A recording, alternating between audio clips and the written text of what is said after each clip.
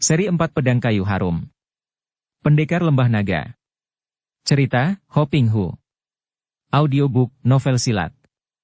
Bab 67. Lhye Seng berbisik sambil mengancam penjaga itu dengan cengkeraman pada tengkuknya.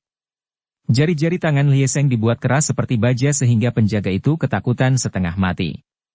Ketika totokan pada lehernya dibuka dan dia dapat bersuara, dia menjawab dengan tubuh menggigil dan suara gemetar. Di kamar tahanan, di belakang. Hayo antar kami. Lhye Seng berbisik lagi, jantungnya berdebar tegang. Dia tadi bertanya secara sembarangan saja karena tidak tahu harus mencari Sun Eng di mana. Dia telah mencari keterangan sebelum menyusup ke dalam istana itu, dan dari keterangan yang diperolehnya dia mendengar bahwa Pangeran Cheng Han Ho mempunyai seorang selir baru, akan tetapi sumber keterangan itu tidak menyebut nama. Maka, setelah mengajukan pertanyaan secara untung-untungan itu dan mendengar bahwa Sun Eng telah berada di kamar tahanan, dia terkejut dan juga girang.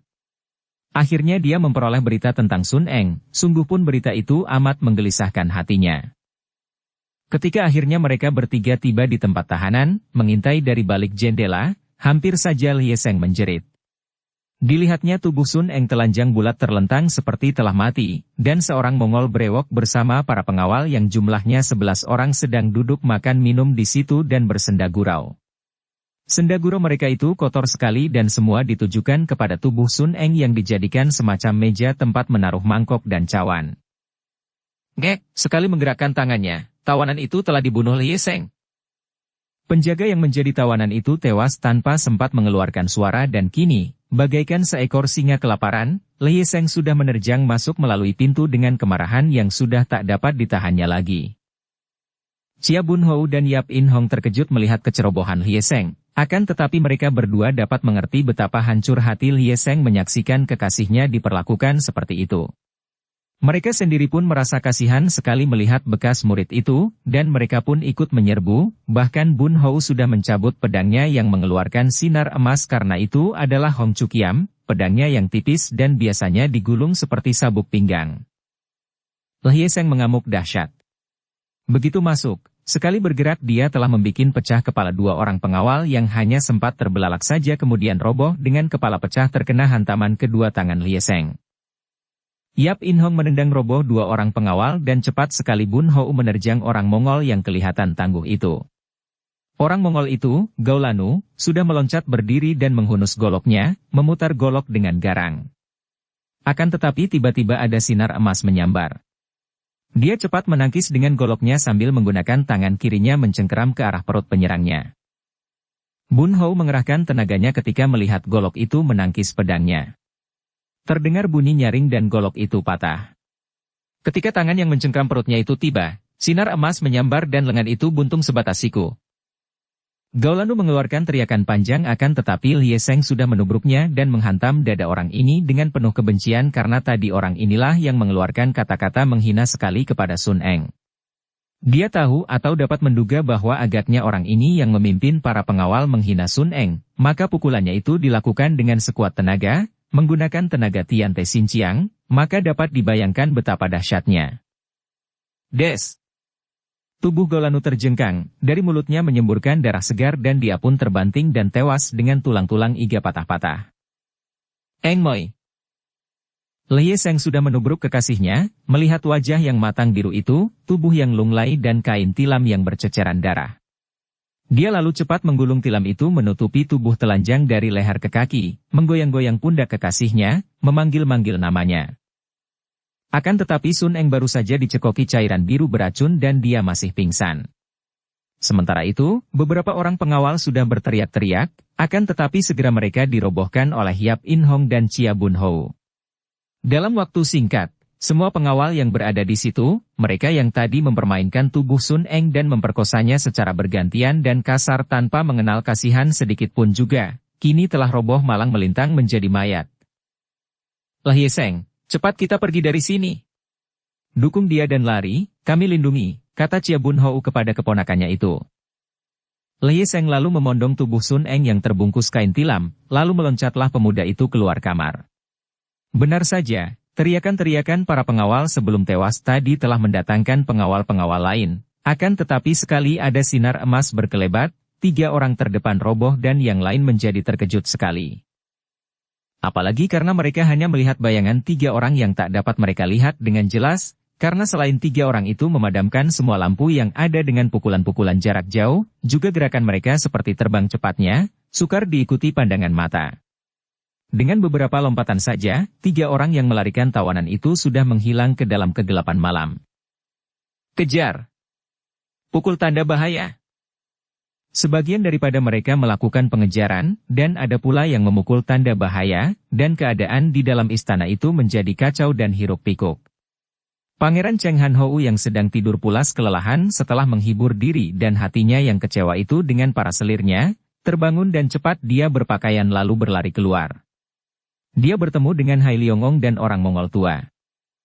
Celaka, ada yang melarikan tawanan dan semua penjaganya dibunuh, kata Hai Liongong yang segera ikut melakukan pengejaran, menyusul para pengawal yang sudah lebih dulu mengejar.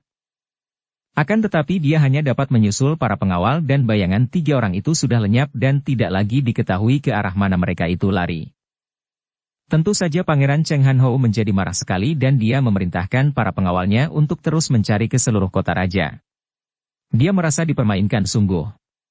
Dia, yang menganggap diri sendiri paling pandai, paling lihai, kini didatangi 3 orang yang telah membunuhi para pengawalnya dan melarikan tawanan tanpa dia dapat mencegahnya, bahkan mengetahui siapa mereka pun tidak karena tidak ada seorang pun di antara para pengawalnya yang berhasil melihat 3 orang yang mereka katakan bergerak seperti setan itu. Tentu saja lenyapnya Sun Eng itu membuat dia khawatir sekali karena surat dari Raja Sabutai itu belum dapat diketahui berada di mana. Akan tetapi hatinya agak terhibur kalau dia teringat bahwa wanita itu telah dicekoki racun dan dalam waktu 3 hari akan mati. Sementara itu, dengan menggunakan ilmu kepandaian mereka, tidak berapa sukar bagi 3 orang pendekar sakti itu untuk lolos dari kota raja membawa Sun Eng yang masih belum sadar juga. Akhirnya, menjelang pagi, mereka berhenti di dalam sebuah kuil tua di luar kota, di tepi sebuah hutan di sebelah selatan kota raja. Setelah memeriksa keadaan Sun Eng, diam-diam Yap In Hong mengutuk di dalam hatinya. Sebagai seorang wanita, dia lebih dapat mengetahui apa yang telah dialami oleh Sun Eng. Dia dapat menduga dan membayangkannya dan dia bergidik membayangkan kekejaman yang melampaui batas itu. Lye Seng terlalu berduka untuk dapat mengerti benar apa yang telah terjadi pada diri kekasihnya, sungguh pun dia dapat menduga bahwa Sun Eng tentu telah mengalami penyiksaan luar biasa dan bukan tidak mungkin mengalami perkosaan. Yap In Hong membersihkan tubuh Sun Eng, lalu pergi mencari pakaian pada penduduk dusun di sebelah selatan hutan. Kemudian mereka bertiga lalu mempergunakan tenaga sakti mereka untuk mengobati luka-luka dalam tubuh Sun Eng dan akhirnya wanita itu mengeluh siuman. Begitu siuman, Sun Eng mengeluarkan rintihan seperti orang menangis. Semua orang menjadi terharu melihat dan mendengar ini, bahkan Lye Seng lalu merangkulnya dan ikut menangis. Eng Moi, Eng Moi, mengapa kau lakukan semua ini? Dia meratap di dekat telinga kekasihnya. Mendengar suara ini, sepasang mata itu bergerak perlahan, lalu terbuka. Sejenak mata itu kosong karena kesadarannya masih belum sepenuhnya, akan tetapi perlahan-lahan melirik ke sana-sini sampai akhirnya pandang mata itu berhenti pada wajah Lye Seng yang berada di atasnya. Kemudian, seperti digerakkan oleh sesuatu, sepasang mata yang agak membengkak dan kebiruan bekas pukulan itu terbelalak, bibir itu bergerak-gerak, akan tetapi agaknya sukar mengeluarkan suara, kemudian sepasang mata itu menjadi basah dan butiran-butiran air mata berjatuhan keluar. Sun Eng telah mengenali Lye Seng. Eng Moi, kau telah selamat? Lye Seng berbisik penuh keharuan dan kasih sayang mendalam. Lye Seng Koko, kau. Aku berada di sini, Eng Moi, dan kau dan aku tidak akan berpisah lagi, kata pula Lye Seng dengan suara gemetar. Koko.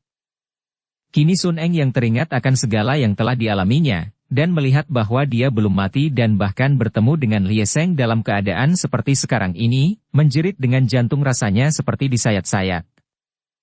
Lye Seng merangkulnya, mendekapnya, menghiburnya, akan tetapi Sun Eng menangis terisak-isak. Sun Eng, sudahlah, kuatkan hatimu. Betapapun juga, semua itu telah berlalu dan sekarang engkau sudah aman bersama kami. Yap In Hong yang keras hati itu pun tak dapat menahan runtuhnya air matanya dan dia memegang tangan bekas muridnya itu. Teringat dia betapa sejak kecil Sun Eng ikut dengan dia dan betapa sudah sering dia tertawa gembira oleh kelincahan anak itu.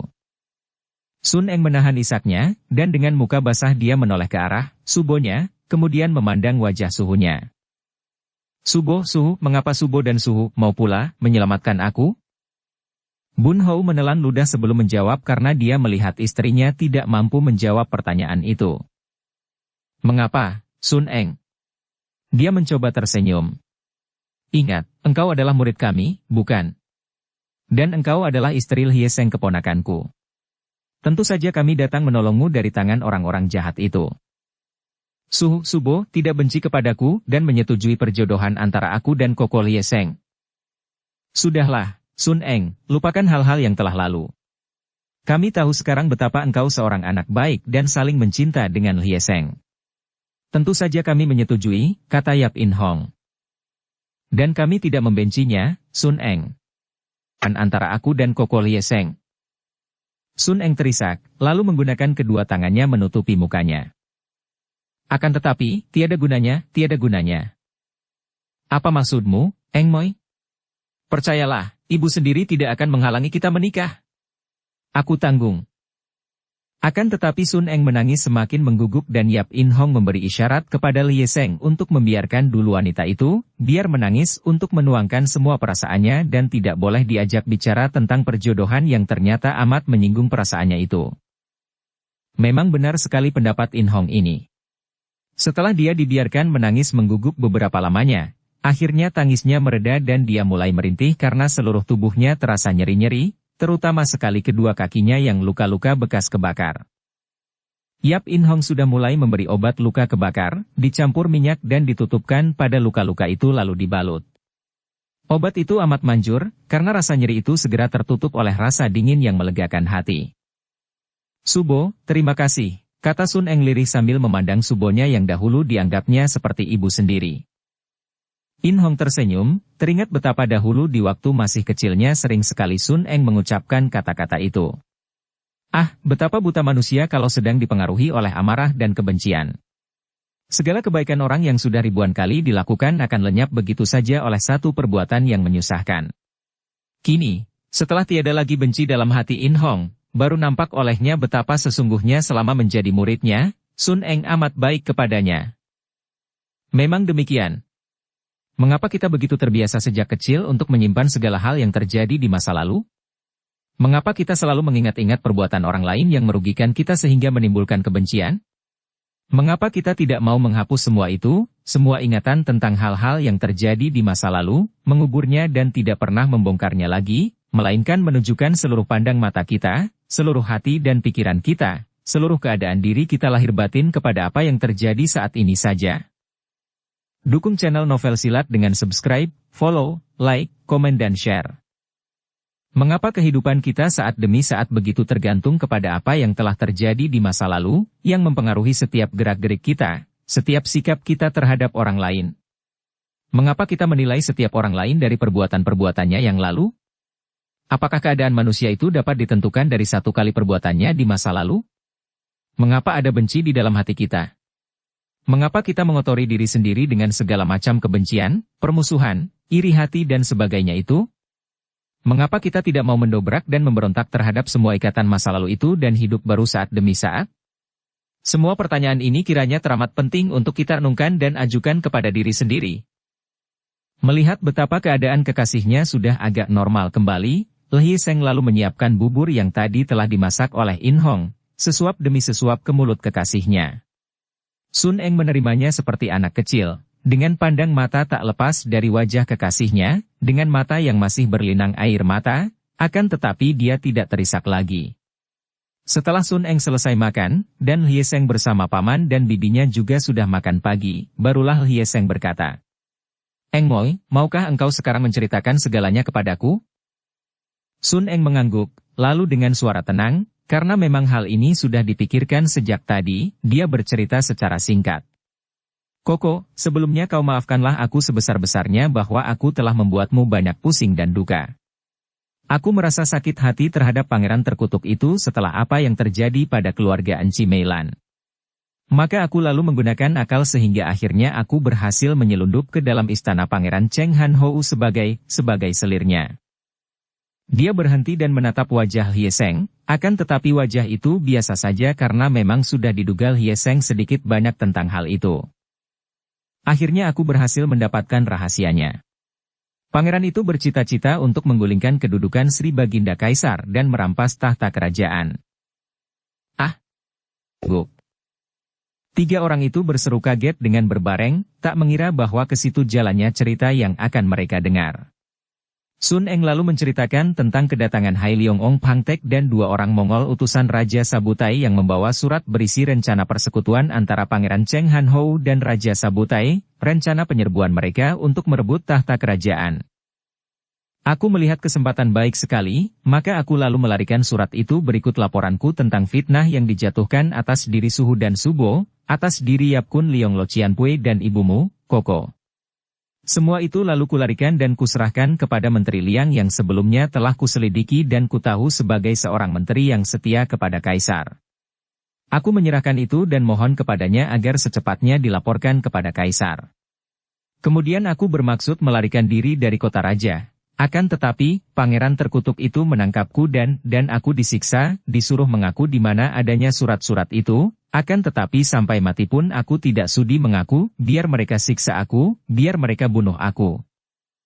Ah, muridku, engkau telah berjasa untuk kerajaan. Engkau sungguh mengagumkan, tidak mengecewakan menjadi murid kami. Chia Bun Hou berseru kagum dan girang, juga bangga bahwa wanita ini adalah muridnya. Suhu terlalu memuji. Aku hanya seorang durhaka. Eng Moi, jangan bicarakan hal itu lagi. Engkau telah dimaafkan, dan engkau pun harus memaafkan kami. Sekarang tidak ada apa-apa lagi, engkau akan menjadi istriku yang sah. Sepasang mata yang agak biru karena pukulan itu terbelalak, seolah-olah dia tidak percaya akan apa yang didengarnya, lalu dia menggeleng kepala keras-keras. Tidak mungkin, Koko, tidak mungkin, aku terlalu hina dan rendah untukmu.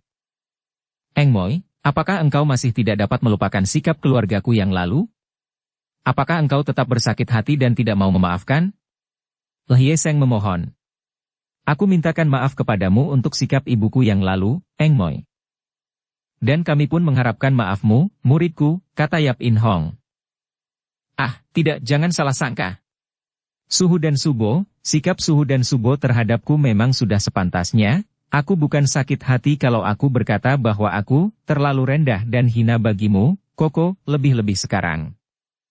Sekarang engkau makin agung bagiku, Moi Moi, aku makin mencintamu. Tidak. Ingat, Koko, aku telah menyerahkan diriku kepada pangeran terkutuk itu, membiarkan dia mempermainkan diriku sebagai selirnya dan aku telah melayaninya sebagai selir terkasih selama hampir 2 bulan. Cukup. Aku tidak peduli akan itu semua. Sekali waktu aku akan berhadapan dengan keparat itu. Aku tidak menyalahkan engkau, Eng Moi. Engkau melakukannya itu karena engkau hendak mengorek rahasianya, dan engkau melakukan hal itu dengan perasaan tersiksa, demi menyelamatkan keluarga Chin Ling Pai. Aku tahu benar akan hal itu. Wajah itu memandang dengan pucat dan sepasang matanya meredup. Koko, hal itu bukan apa-apa bagimu. Ah, tapi aku telah mereka siksa. Tahukah engkau apa yang dilakukan pangeran itu? Dia menyerahkan aku kepada Mongol brewok dan belasan anak buah pengawal, dan mereka memperkosaku secara biadab, berganti-ganti sampai aku pingsan. Jahanam mereka! Sudah kubunuh mereka semua. Hye Seng mengepal tinju dan matanya berubah merah. Nah, engkau tahu sekarang betapa diriku semakin kotor, Koko. Aku tidak berharga sedikit pun juga lagi bagimu, aku. Jangan bicarakan lagi hal itu, Eng Moi. Aku tetap mencintamu. Dengar, jangan engkau tidak percaya padaku, jangan memandangku seperti itu, aku mencintamu, bukan mencinta tubuhmu saja. Aku akan tetap mencintamu biarpun engkau menjadi bagaimanapun juga. Koko. Sun Eng menjerit, Hye Seng merangkul dan mereka berdua bertangisan. Yap In Hong dan Chia Bun Hou saling pandang dan mata mereka juga basah. Belum pernah mereka menyaksikan cinta kasih antara pria dan wanita seperti kedua orang ini. Perasaan hati Sun Eng seperti diremas-remas rasanya. Dia telah bertekad untuk mengorbankan diri bagi keluarga Lie Seng dan dia akan mati dengan hati tentram, karena dia telah melakukan sesuatu, berkorban bagi pria yang amat dicinta dan yang amat mencintanya. Dia tidak akan menyesal mati, atau bahkan kalau sampai ditinggalkan oleh Lie Seng sekalipun. Akan tetapi, ternyata cinta kasih Lie Seng tetap kepadanya, biarpun dia telah menyerahkan tubuhnya kepada Pangeran Cheng Han Hou, biarpun dia telah diperkosa begitu banyak orang secara amat menghina. Dia menjadi serba salah sekarang.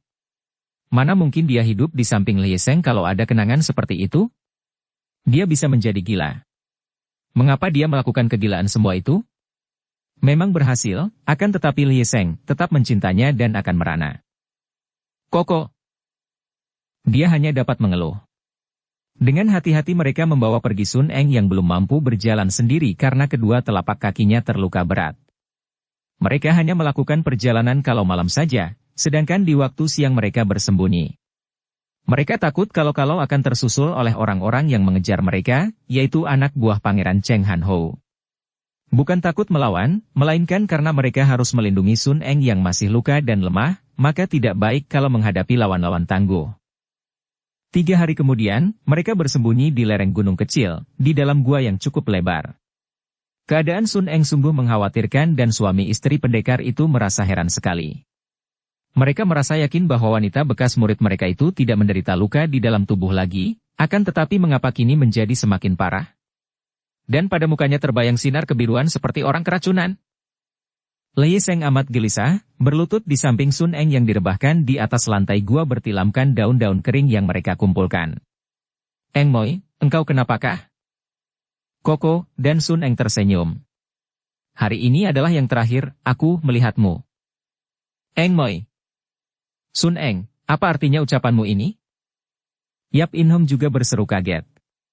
Mereka bertiga merubung Sun Eng yang kelihatan semakin payah, napasnya terengah-engah dan kadang-kadang menyeringai seperti menahan rasa nyeri di ulu hatinya yang ditekannya dengan tangan. Hari ini, aku akan mati, aku girang sekali. Eng Moi. Aku girang karena berarti engkau akan bebas, Koko. Aku tidak lagi membebanimu. Aku tidak patut kau cinta, aku kotor dan hina. Eng Moi, Eng Moi, jangan kau menyiksaku dengan kata-katamu itu.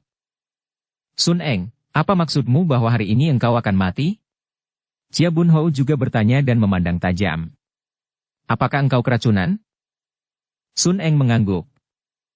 Mereka telah mencekoki aku dengan racun cairan biru, dan si Mongol brewok itu bilang, aku akan mati 3 hari kemudian. Eng Moi. Lie Seng berteriak dan menangislah laki-laki gagah perkasa ini. Sun Eng, mengapa engkau tidak mengatakan kepada kami kemarin dulu? Yap In Hong menegur dan wanita sakti ini meletakkan tangannya pada ulu hati muridnya, akan tetapi diam-diam dia terkejut sekali karena perasaan tangannya bertemu dengan hawa yang amat dingin.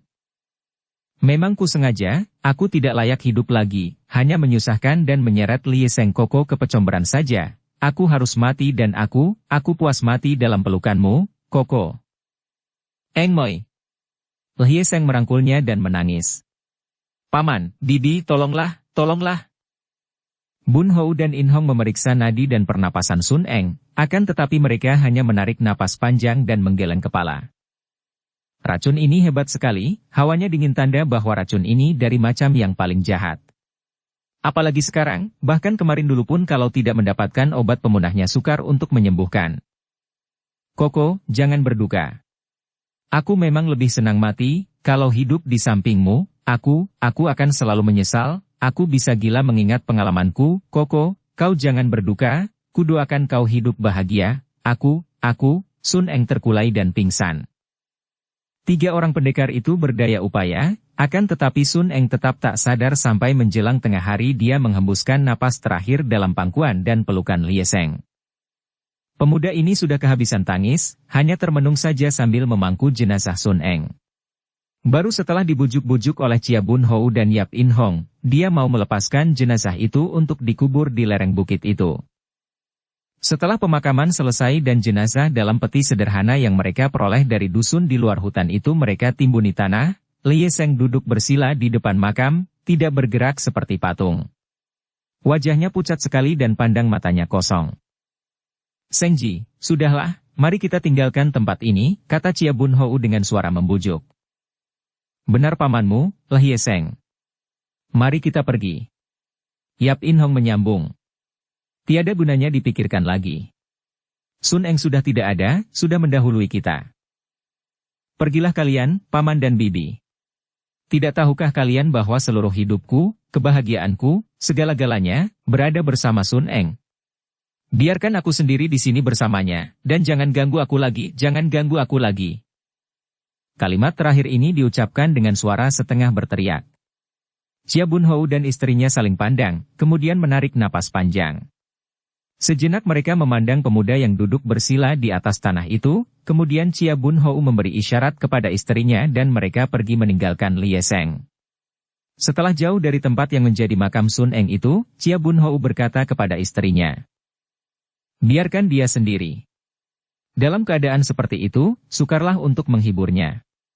Aku hanya khawatir bahwa kedukaan kehilangan kekasihnya itu akan membuat dia membenci keluarganya, karena jalan pikirannya tentu mengingat bahwa perjodohannya dengan Sun Eng telah ditolak keluarganya, bahkan Sun Eng mengalami kematian karena hendak membela keluarganya. Maksudmu dengan keluarganya adalah kita berdua, Kun Leong Koko dan Enci Giok Keng? Yap In Hong menegaskan. Suaminya mengangguk sambil menarik napas panjang.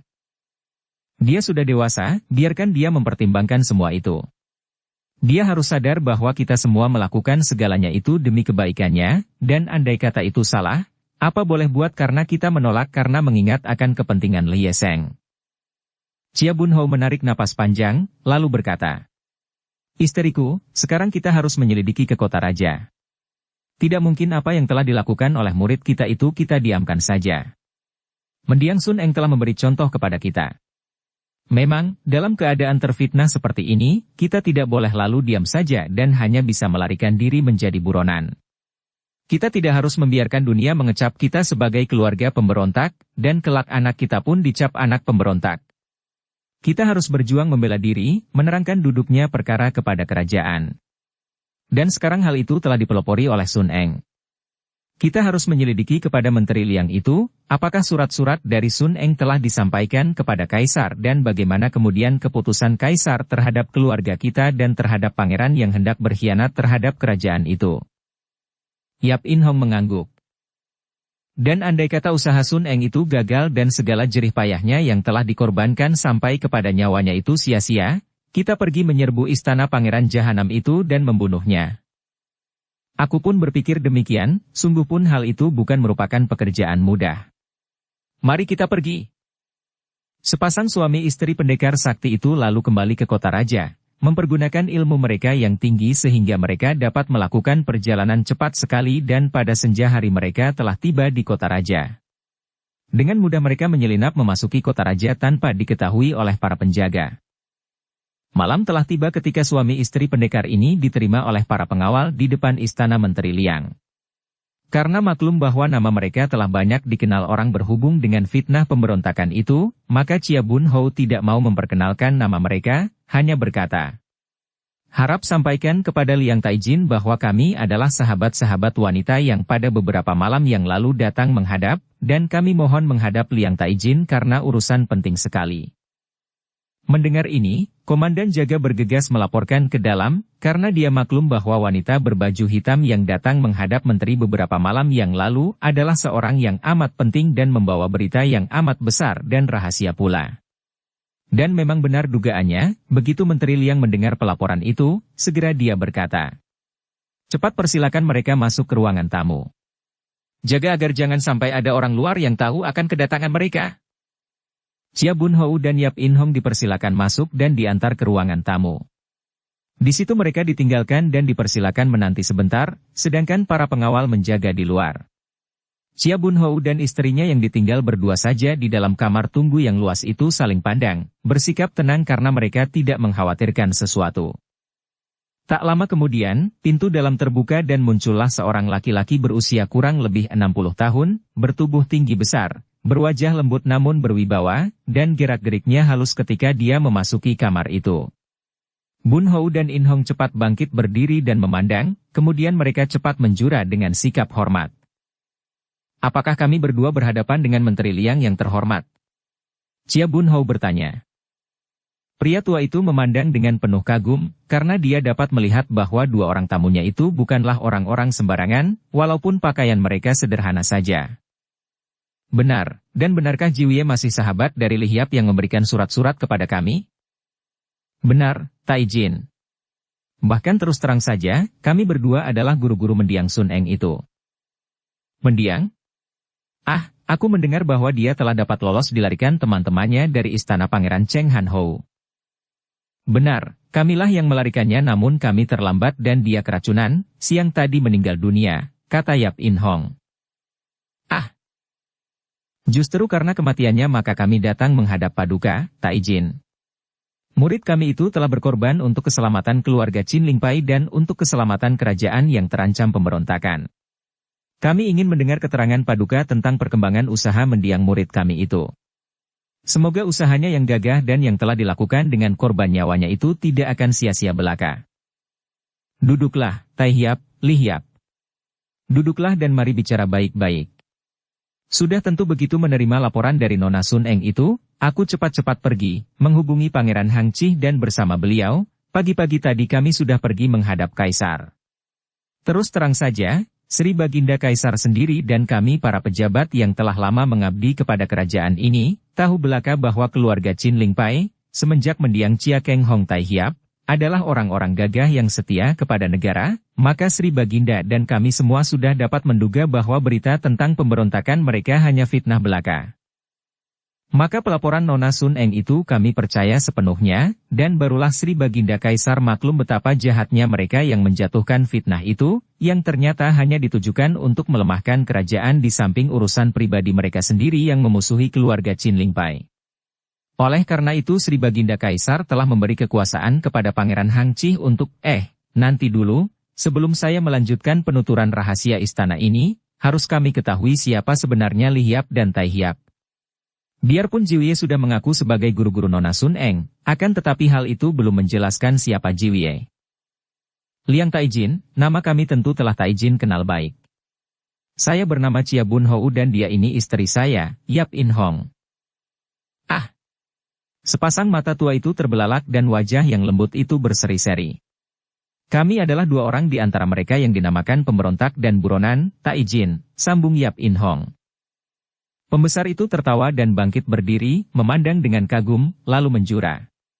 Tentu saja suami istri pendekar itu cepat membalas. Ah, mengapa aku begitu bodoh? Tentu saja.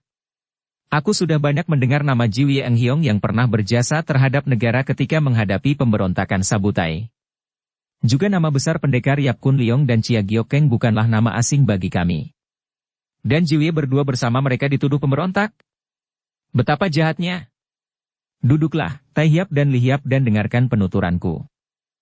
Menteri Liang lalu menceritakan keadaan di istana pada waktu itu, betapa Kaisar tadinya menaruh kepercayaan kepada Pangeran Cheng Han Hou dari utara yang oleh mendiang ayahanda Kaisar sekarang juga diakui sebagai putranya dan juga kepercayaan Kaisar terhadap Kim Hong Liunio karena selain wanita itu menjadi suci dari Pangeran Cheng Han Hou, juga wanita itu pernah menyelamatkan Kaisar tua dari penyerangan Pangeran Cheng Suliat yang memberontak. Sungguh tidak kami sangka bahwa mereka itu menggunakan kekuasaan Kaisar untuk menyerang Qin Lingpai yang menjadi musuh utama dari Kim Hong Liunio yang hendak membalaskan sakit hati gurunya, yaitu Hek Hiat Moli. Ah, mereka itu telah mengatur segala-galanya, dan diam-diam bersekutu dengan Raja Sabutai, bahkan dengan Pek Lian Kau untuk memberontak. Lalu apa yang telah dilakukan oleh istana untuk menanggulangi bahaya ini, Taijin? Tanya Chia Bun Hou. Sri Baginda telah membaca semua laporan mendiang Nona Sun Eng dan beliau telah memberi kekuasaan penuh kepada Pangeran Hang Chi untuk bertindak terhadap kaum pemberontak. Pertama-tama, Kaisar memerintahkan agar tuduhan atas diri keluarga Qin Lingpai dicabut. Mulai saat itu, keluarga Qin Lingpai sudah bukan pemberontak atau buronan lagi dan hal ini oleh Pangeran Hang Chi akan diumumkan kepada seluruh kepala daerah. Chia Bun Hou dan Yap In Hong saling pandang dengan girang sekali dan mereka segera bangkit berdiri dan menjura dengan hormat. Sungguh kami merasa girang sekali dan banyak terima kasih atas bantuan Paduka, juga bantuan Pangeran Hang Chi dan kemurahan Sri Baginda Kaisar. Seyogianya Jiwie berterima kasih kepada Sun Eng. Menteri Liang menghentikan kata-katanya karena melihat wajah suami istri itu tiba-tiba nampak berduka sekali, maka disambungnya segera. Marilah Jiwie kami antar menemui Pangeran Hangchi agar dapat bicara lebih jelas lagi, dan mungkin sekali beliau akan mohon bantuan Jiwie untuk menghadapi Pangeran Cheng Han Hou yang selain lihai, juga mempunyai banyak teman-teman yang berilmu tinggi. Apalagi karena Sri Baginda menghendaki agar Pangeran Hangchi menggunakan jalan yang halus agar jangan sampai terjadi perang saudara yang akan menggelisahkan rakyat. Malam itu juga Chia Bun Hou dan istrinya diajak oleh Menteri Liang pergi menghadap Pangeran Hangchi di istananya. Seperti juga Menteri Liang, pangeran ini menyambut suami istri pendekar ini dengan girang sekali. Suami istri ini mendengar dari pangeran yang pada waktu itu merupakan orang yang amat berpengaruh di istana, bahwa memang benar Pangeran Hangchi ini hendak menggunakan jalan halus untuk menanggulangi Pangeran Cheng Han Hou. Semua gerak-geriknya telah diawasi dan biarpun tidak ada teguran langsung dari Sri Baginda Kaisar, namun Cheng Han Hou yang telah kehilangan surat penting itu tentu akan bersikap hati-hati dan agaknya dia hendak melanjutkan cita-citanya untuk menjadi jago silat nomor 1 di dunia. Melalui dunia Kangou ini dia akan menghimpun kekuatan. Oleh karena itu, kami harap bantuan keluarga Qin Lingpai untuk menentangnya di lapangan itu. Jangan sampai golongan sesat di bawah pimpinannya akan menguasai dunia persilatan dan urusan ini tentu saja Jiwie lebih mengerti bagaimana menanggulanginya daripada kami. Kami tidak ingin mempergunakan kekuatan pasukan kalau tidak perlu sekali, agar jangan sampai menggelisahkan rakyat. Harap Paduka jangan khawatir. Setelah hamba sekeluarga dibebaskan dari tuduhan dan dapat bergerak leluasa, tidak menjadi buronan pemerintah lagi, kami tentu akan dapat serentak bangkit dan menentang Kim Hong Liunio dan Pangeran Cheng Han Hou, jawab Chia Bun Hou. Asal saja hal itu jangan dilakukan di kota raja, kata Pangeran Hangchi. Karena kalau para orang gagah menentangnya di kota raja, mau tidak mau istana harus turun tangan dan dengan demikian berarti istana secara langsung menanganinya. Maka sebaiknya Jiwie mengajak semua orang gagah untuk waspada dan turun tangan menentangnya kalau dia beraksi di luar kota raja. Setelah bertukar pikiran dan menerima jamuan penghormatan yang diadakan oleh Pangeran Hangchi, Chia Bun Hou dan Yap In Hong lalu malam itu juga meninggalkan kota raja. Mereka ingin cepat-cepat pergi ke Buncou untuk menyampaikan berita yang ada dua macam itu kepada Yap Kun Leong dan Chia Giokeng. Dua macam berita duka dan berita gembira. Berita duka tentang tewasnya Sun Eng dan keadaan Lie Seng yang tenggelam dalam kedukaan besar, dan berita gembira tentang dibebaskannya keluarga Qin Lingpai dari tuduhan memberontak.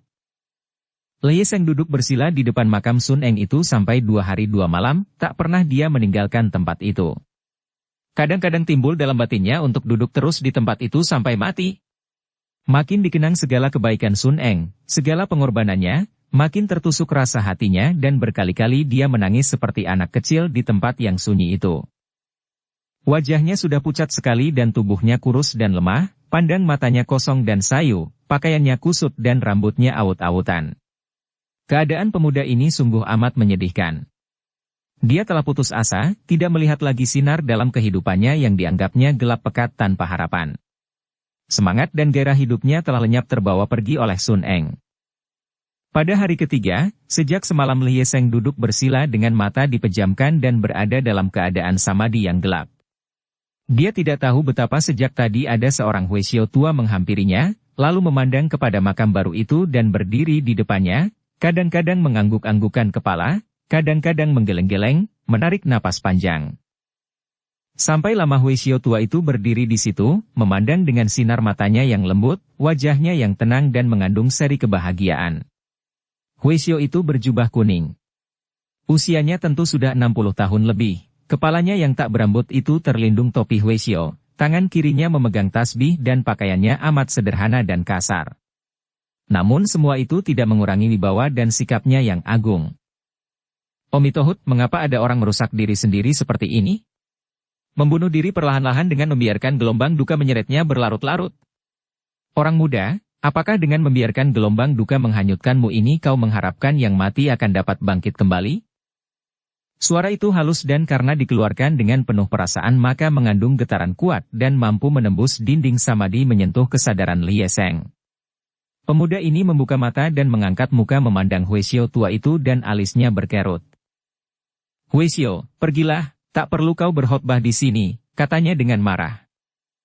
Tidak biasanya Lieseng bersikap seperti ini, akan tetapi dia tidak peduli apapun juga lagi. Dia sudah lupa diri, yang teringat hanyalah kedukaannya dan ini membuat dia kasar dan tidak bersahabat kepada siapapun juga. Huisyo tua itu tersenyum akan tetapi pandangan matanya penuh rasa iba. Orang muda, Pinceng tidak berkhotbah. Pinceng merasa kasihan kepadamu, maka Pinceng hendak mengingatkan bahwa tindakanmu yang terbuai oleh duka ini sungguh tidak tepat. Berduka atas kematian seseorang merupakan suatu kebodohan dan tindakan menyeleweng daripada kebenaran. Pandang mata Lieseng berapi karena marahnya ketika dia menatap wajah yang ramah itu. Dengan suara berat dan kesal dia menjawab. Bicara memang enak saja. Engkau tidak merasakan, maka engkau mudah saja mencela. Aku telah kehilangan cahaya hidupku, kehilangan semua kebahagiaan dan harapanku, maka perlu apa aku memperdulikan diri sendiri? Kalau aku harus mati, akan kuterima dengan rela. Pergilah, Huisyo. Akan tetapi Huisyo tua itu malah duduk bersila di depan Lieseng, sikapnya tetap halus dan ramah. Pomitohut kegelapan menguasai batinmu, orang muda. Engkau bilang bahwa Pinceng tidak merasakan maka mudah mencela? Wahai orang muda, siapakah di dunia ini yang tidak pernah mengalami kematian seseorang yang dikasihinya? Orang muda, mungkin engkau belum pernah mendengar dongeng tentang Sang Buddha dalam menghadapi kematian, dan kalau engkau pernah mendengarnya, biarlah dongeng ini menjadi penyadar bagimu. Seorang wanita kematian anak tunggalnya.